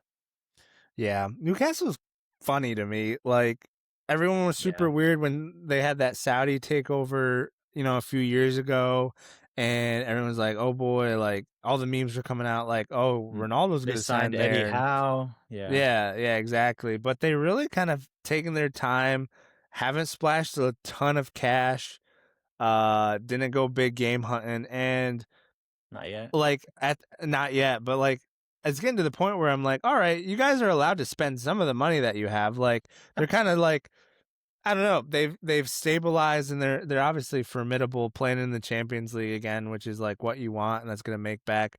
You're gonna make money off of that, but it's just kind of surprising that they haven't made any bigger moves up until this point. And it's kind of getting to the point where it's like, all right, you guys have money. It's time to, like, you know, get some bigger names in there, start being a little bit more formidable. Like, tying Barca's obviously really, really good, but you know, we just with the money they have, I feel like they should be doing better in some of these European competitions, and also doing better in the Premier League than they have in the last couple years. But yeah, Barca getting saved by that penalty at the end, like in stoppage time. Like, I don't know, man. I don't know. Again, if Newcastle had some better players, maybe they'd be able to take advantage of that high line that Barca plays. But Yeah. nonetheless, 1-1 draw at the end. Yeah, Newcastle kind of been a staple of the Champions League really since they've been taken over by the Saudi group. But yeah, you'd think that they'd be in the market for some of the more high profile players. And maybe they're just not the brand yet that some of the other clubs are, where those guys are a little bit more keen to get bigger signings still than maybe a Newcastle is. But once they get the one that's like top notch quality, they're it's going to be the floodgates after that. But Right. yeah, Barca, I feel like this is a huge opportunity lost for Barca. Obviously, tie's not done, everything to play for going back home, but they're on the side of the bracket where it's super favorable. I mean, you'd bet on them to get to the semifinals, probably against Arsenal or somebody, or maybe even Bayern at this point. We'll get that out in a second. But Barca really has no excuse not to get past probably both of the two opponents that they have here if they were to win their games. So we'll see how things go back in Barcelona, though. Moving on to another game featuring a Spanish team, Atletico Madrid and Tottenham. This one had some interesting Not good. storylines, I guess you could say, with Tottenham down 3-0 inside 15 minutes. Three really, really bad mistakes by their goalkeeper, who I was unfamiliar with until this game, Antonin Kinski.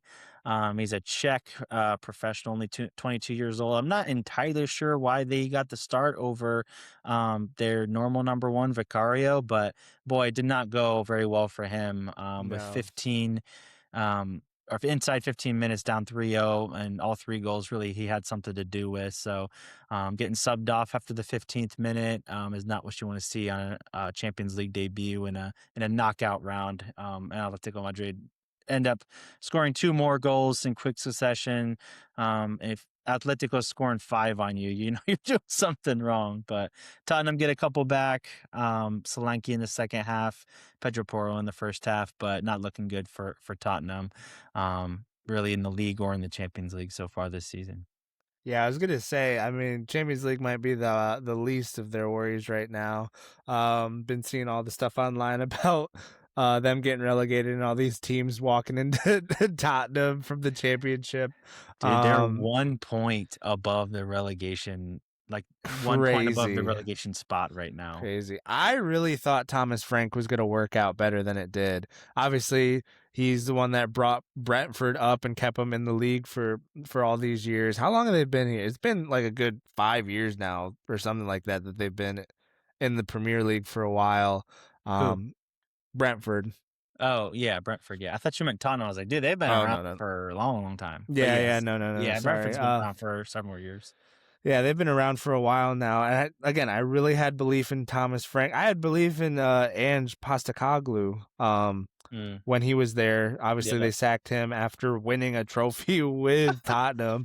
right. Um, and then they brought in Thomas Frank, and I was like, this is a really good hire. He's been really good for Brentford, really, really good, like, tactical coach, but did not work out. And now they got their interim coach and they're 1 point clear of the relegation zone. So, like I said, Champions League is the least of their worries. But this coach, I don't know what he's doing, like playing the number 2 goalkeeper in the Champions League, and just having an absolute horrible outing on the night. Atletico Madrid taking advantage of it, and I think Atleti's still the better team, but you're not doing yourself any favors making massive changes like that in a big spot in the Champions League. So not good for Tottenham in Europe and domestically as well. Yeah, I mean, domestically, they're an absolute shambles, and I feel like they don't get as much flack as they should. I mean, they want to parade themselves around as a Big Six club. Obviously, they got brand new stadium, and they, have aspirations of being, at the top of the Premier League and the Champions League every year. And they're in the Champions League, but that's just off their Europa League win from last year. Obviously, they were terrible last year, bottom half of the table, and then they're even worse this year. Kind of crazy because they do have good players on their team. Like they have Polina and Simmons and Richarlison's, not a bad forward, even though he has his days. They have Kudus and, Solanke and just several guys that you're kind of used to being, in the conversations with some of the better players in the Prem. But 1 point clear of a relegation zone right now is, I just feel like they need to get more hate than they do. I mean, imagine Man United is down there. Imagine if Arsenal was down there. Like, I Yeah. mean, we would be getting absolutely destroyed. So, but yeah, for the vibes, dude, I'd love to see Tottenham go down. Like it would suck for the rivalry because we kind of have owned them this year, but I'm Yeah. here for it, dude. Like, it'd be so funny to see them in the championship. That would be But wild. yeah, they get destroyed against Atleti. Atleti have a solid squad, like you said, but yeah, Tottenham just looking way out of their element. And it was always super weird to see them like near the relegation zone, and then also in the In last the 16 Champions of the League. champs. So just wild. But Off of that UEFA yeah, just shows you that the win. new format, like you can kind of scrape by and still, Yeah. do okay. Yeah. But I mean they play to finish off the season, they play Liverpool, Nottingham, Sunderland, Brighton, Wolves, Aston Villa, Leeds, Chelsea, Everton. mm, Like not easy sailing to finish off the year if you're Tottenham, especially with how they're playing. So yeah, for sure. not looking good for them. Yeah. Well, hopefully they go down. Moving on. Last game of the Tuesday slate. Bayern, Atalanta. Really not much to say here. Absolute drubbing by Bayern. 6-1. Only Atalanta goal coming in the 93rd minute after Bayern had kind of just closed up shop and been like, all right, you guys can have one. So pretty obvious to see who's going to go through there. Bayern doing their normal Bayern things where they just kind of get in a groove and just an absolute machine still over there. They can kind of retool and do whatever they want. And the biggest thing is they didn't have Harry Kane playing in this game. So I can only imagine how dangerous they might have been if they had all their guys playing instead of Nick Jackson up top. So I knew I'd get a Chelsea reaction out of you for reject. that. Yeah, exactly. But doing okay over at Bayern. Yunus Musa, American boy, coming in the second half to no avail, but it's okay. But not much to say about that tie there. Looks like it's done and dusted there. Good run by Atalanta, but Bayern gonna get through there. Who did Atalanta knock out? Like Dortmund, dude. Dude, Yeah. Dortmund, Bayern in this? Ah, that would have been lit. I know. We would have been Anyways. eaten, bro. We would have been eaten. especially off that. I don't know if you saw it. I think it was Freaking El a week or two, Clasico in the a week or champs. two ago. Bayern Dortmund played into a really nice game. I don't think Oh, we did talked they? about it on the pod, but Dortmund went ahead 1-0, and then it was 1-1, 2-1 Dortmund, and then Bayern came back to win 3-2, like at the death. So we could have been in for Wow. that kind of Champions League tie. We got to sit through a 6-1 here, but I know. anyway, Terrible. moving right along to my Arsenal Gunners. Played a pitiful game over in Leverkusen. Went down to a corner. Robert Andrich with a very nice headed goal. I love how you always laugh when you hear corners in Arsenal in the I same do. It's sentence. just like it's just is what it is at this point. Then we kind of get bailed out at the end by a penalty that wasn't really a penalty. Kai Havertz Yeah. converting, get out of Germany with a 1-1 draw. I will definitely take that, but kind of similar to the most recent Arsenal game, just really, really boring. Not many shots on either end from either team. Just kind of a lot of passing, not too much going on. Definitely didn't play our best. Bayer definitely deserving maybe a 1-0 victory, but glad to get out of there with a tie going back to London. Yeah. What's going on, Sammy? What's happening? I've been telling you what's going on the last couple pods. Yeah, we were Same talking old, off same pod. old, dude. Yeah, we were The talking off thing, pod. You're very real when it comes to Arsenal right now. yeah, I mean, I'm not gonna. It's just not in my nature to just be like, oh yeah, win at all costs, like ignore everything that's going. I just feel like Arteta is so terrified now of screwing up stuff again. Like he plays so extremely conservatively. And Mm-hmm. like if we get one little lucky goal, like we got to pack the box, just like close up shop, like don't let anybody through. And like that's just not how Yeah. we need to play. When with $1 billion squad at our disposal. Like I mean, we've spent so much money. We have depth now. Like even Saka, who's been like our star boy over there. Like he was kind of non-existent all game, and then we sub him out. Madueke comes on. He looks like the only guy that's actually trying to play, and Yeah. trying to do anything for us. So it's just super frustrating. Arteta's shown, early on in his Arsenal career that he's capable of playing like beautiful football, but I feel like again, he's just so terrified of, failure and blowing a lead, not just in the Prem, but maybe in the Champions League too. Like we have the favorable draw, we have, kind of pressure on our side again, or he's just plays everything so, you know, I guess we're an extremely efficient side. So like Mm. everything we do is very methodical and like it works, obviously. Like we're getting ties when we should be losing and we're winning when we should be losing. And like that's great. But obviously the football suffers as a result of that. So like I said, we're an extremely efficient club now, stylistically and everything. But it's not great football. But again, it's rendered results so far. So I just wish Arteta would, let it go a little bit, especially now that we have a little bit of a lead in the Prem. I'm hoping he kind of opens it up a little bit, but he'll probably still play scared. I don't want to see that. Like it just Probably. shows that you're a loser. Like you're letting the 5 years without trophies get to your head instead of just playing like you can play. So, Right. Yeah. but No, that makes sense. That makes sense for sure. But yeah, so get out of Germany with a 1-1 draw, everything to play for back in London once again. Speaking of a team from London that didn't have such a great of a day, Chelsea, PSG. Going to PSG on the road. Looking pretty good for you guys for most of the game, despite going down 2-0.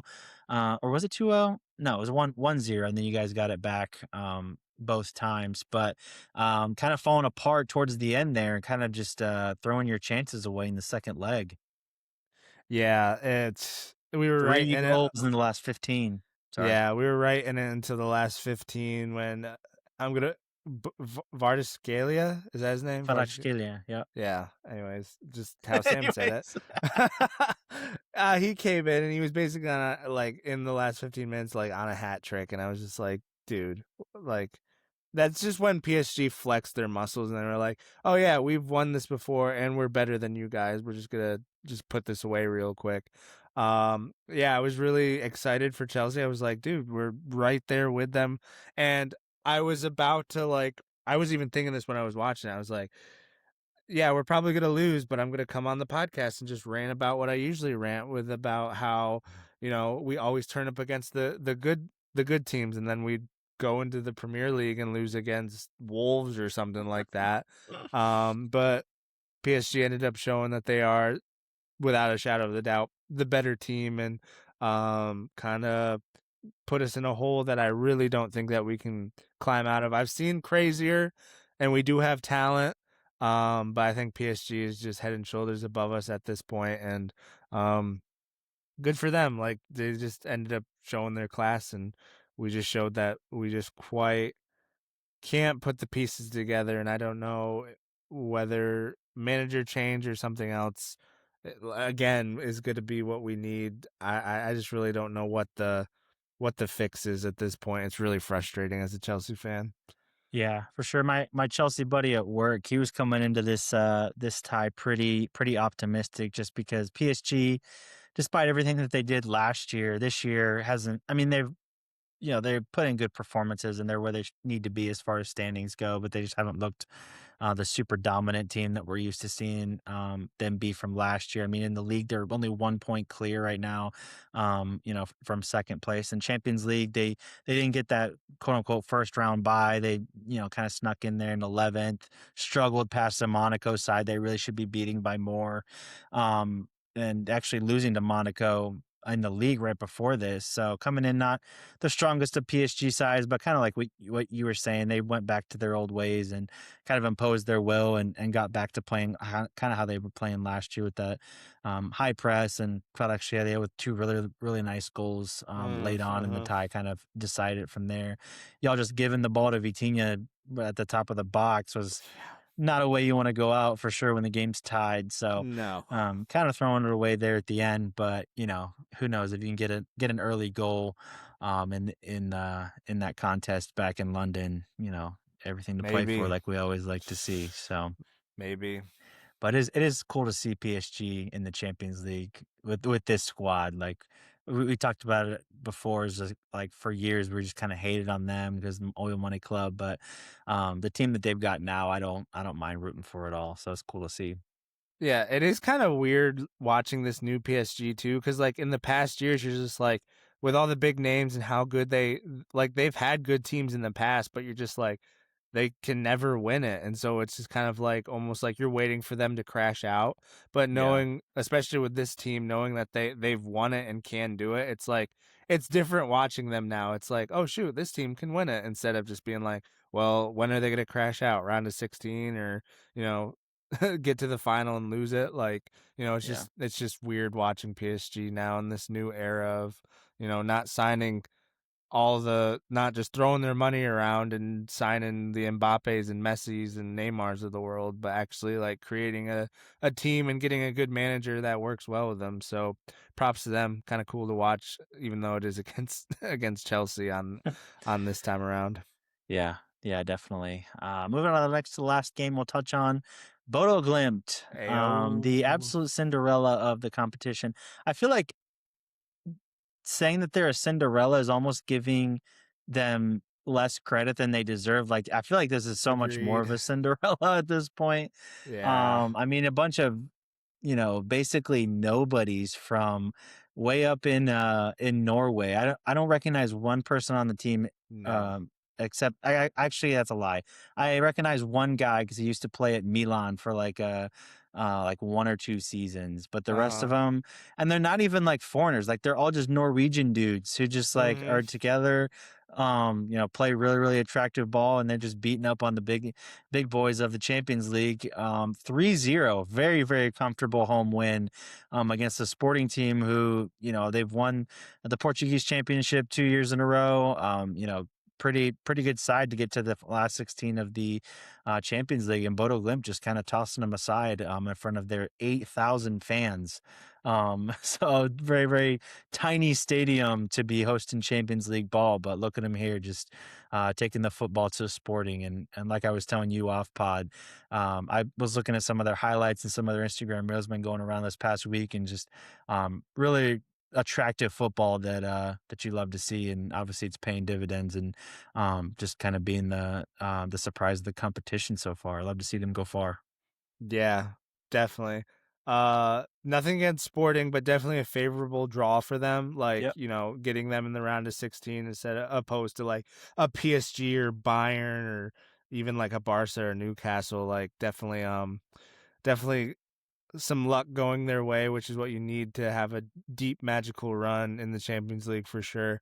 But like kind of what you alluded to, they're kind of right there with Galatasaray, not in the sense that they have a bunch of players that used to be household names that are still playing in Europe, but just like the way they play is good football. Like that's just why I like this sport so much. Like it doesn't matter the players that you have. Like sure it helps, and sure it at like if you have enough better players, it will definitely, show on the field. But if you just play good football and good tactics and you're really sound in what you do and you play well together, like you can beat teams that on paper are better than you. And so yeah, definitely rooting for them. Like you said, a Cinderella run for the ages. Currently just a little no-name team out of Norway. But kind of solidified them, unless barring something special from Sporting, kind of solidified themselves in the quarters here after this round of 16 ties done.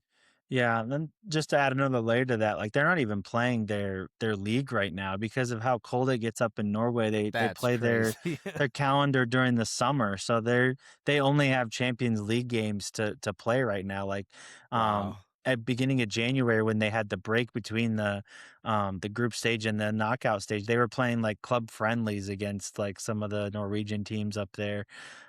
So they haven't had a Norwegian league game since like last year, sometime in the fall. So, Mm, kind of a crazy story here, obviously with just how small the club is, but obviously they're pulling their weight for sure. So, given they get past Sporting, if Arsenal get past Bayern, like they're not going to be an easy out, dude. Like, and no. they're scoring like 3, 4, 5 goals. Like they're not just like scraping by 1-0s here and there. Like Right.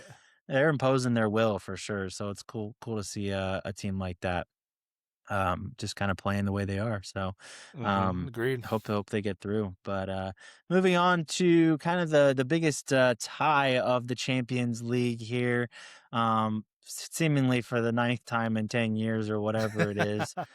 Madrid and Man City. Usually this one is razor thin. Usually there's just crazy back and forth games, but Madrid had all the chances and all of the goals in this one with a comfortable 3-0 victory against Man City. Man City just kind of looking a little bit shaky there. Obviously, they've kind of been up and down this season, not starting off well, but seemingly finding their form in the league as they go.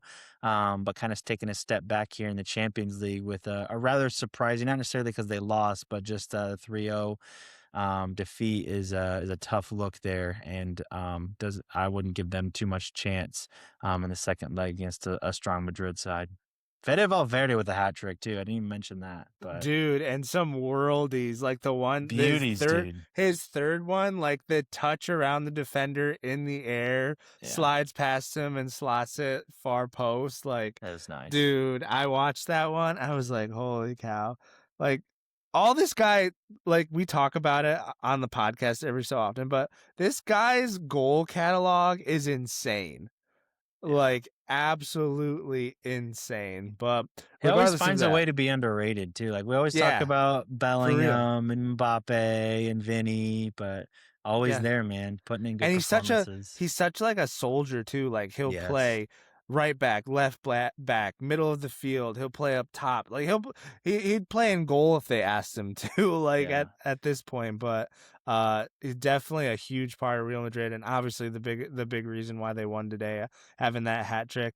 But this kind of goes back to what I said either last pod or a couple pods ago. Manchester City's just not that team anymore, man. Like they got the names on paper, but like especially in their midfield, they're really weak in their midfield. Like just Reinder's really good, but other than that, they really just don't. They're missing that spark, that facilitator that they had in Kevin De Bruyne, which is really hurting them. Obviously, Rodri coming off the injury, not quite the player that he used to be as well. So yeah, a surprising result, but at the same time, I'm just like Real Madrid's just the better team, and they showed it today and really took it to Manchester City. So, yeah, gonna be a tough game to claw back into, even if they can. But good for Real Madrid. Don't say that often, but good for them, I guess. Good for them, I guess. 3-0 dub against one of the better teams in Europe. Give them their props, I guess. Round of 16. I don't know. Yeah, Frick them. Yeah, I just remember Valverde. Like, one of my favorite plays is I don't even remember what tournament it was or what was going on, but there's basically, it might have been against Morata, but anyway, there's like attackers going, one-on-one with the goalie, counterattack, whatever. And then Valverde comes in from behind, takes out his feet. He knows it's going to be a red card, but he's just like, I'm taking one for the team. It isn't even a penalty, like, it's outside the box. So, like, you can live with that kind of thing. But, just doing what you got to do. And like you were kind of saying, just a faithful soldier, if you will, just doing what you got to do. Always kind of underrated, like I said. So love to see him kind of get his shine with a nice Champions League hattie in the round of 16. So good stuff. Yeah, good stuff from him. I know that tournament that you're talking about in that game, dude. Like, everyone was praising him for that, and as they should be, because it saved them the game. Like, literally a game-saving tackle, knowing he was gonna get the red card and still did it regardless. Those are the type of players that you want on your team, and it also helps that he scores worldies every once in a while. So good for him. Good for Real Madrid, and definitely excited to see how the rest of the Champions League kind of pans out. Obviously, we have the second legs coming up. Are they next week? They're I believe so. Yeah, I don't quote me on that, but I think so. We are getting down to where games really start happening. End of the season's coming up. Got to get games in. But with that being said, I think that's a pod, Sammy. There's a pod. Appreciate if you guys would like and subscribe on YouTube. Follow and rate us on Spotify and Apple Podcasts. We appreciate that a ton. With that being said, we'll see you guys on the next one. Peace.